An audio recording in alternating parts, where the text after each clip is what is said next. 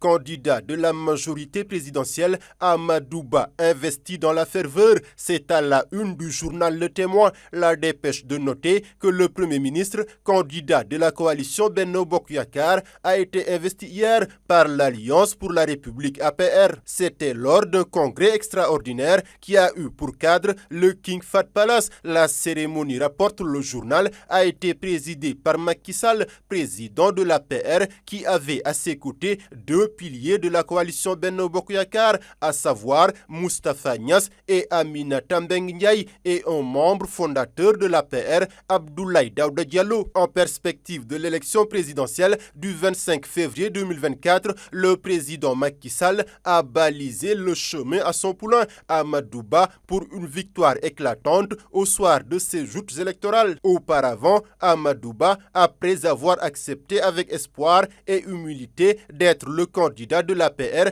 a rassuré les uns et les autres. « Je suis convaincu que je peux mener notre coalition à la victoire », a-t-il déclaré. Dans le quotidien L'Express, Macky adoube Amadou Ba. « Si j'avais le moindre doute, je n'aurais pas accepté cette investiture. Le chemin est balisé, la victoire devant nous. Soyez unis », a déclaré le président de l'APR. « Nous vaincrons au soir du 25 février 2024, a promis de son côté le candidat investi Amadou Ba. Rapport du secteur extractif, selon l'ITIE, 275 milliards francs CFA générés. L'information est à la une du quotidien national. Le secteur extractif a généré 275,33 milliards de francs CFA en 2022, dont 242,30 milliards affectés au budget de l'État, a indiqué hier à Dakar Awa Marie Coll Seck lors de la publication du rapport 2022. Par rapport à 2021, le total des revenus a évolué de 42,50 milliards de francs CFA, enregistrant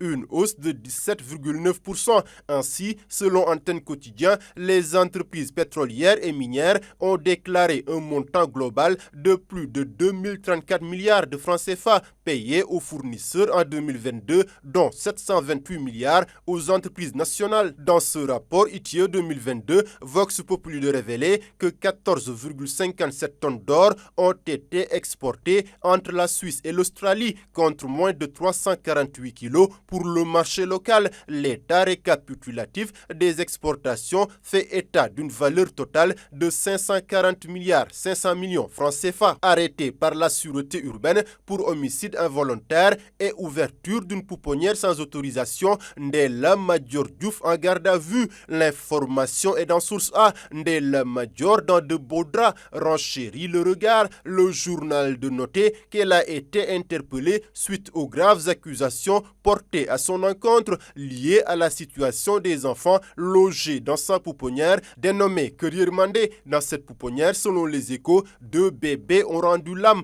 Libération de revenir sur la pouponnière de l'horreur. Depuis 2022, la pouponnière fonctionnait sans autorisation et dans l'opacité totale. Des bébés adoptés dans des conditions troublantes. Le décès de 2 nourrissons suite à des maltraitances est confirmé. Une femme rançonnée quand elle a voulu récupérer son enfant déposé à la pouponnière a aussi porté plainte. Les noms de célébrités donnés à des bébés n'étaient en réalité qu'une arnaque pour capter des fonds. Le journal d'ajouter que l'ensemble des bébés de la pouponnière ont été retirés et confiés aux services compétents du ministère de la Famille. Pour l'informateur, c'était finalement du SOS Ñàkk Yërmandé à la pouponnière de Ndella Madior qui, selon le journal, risque gros.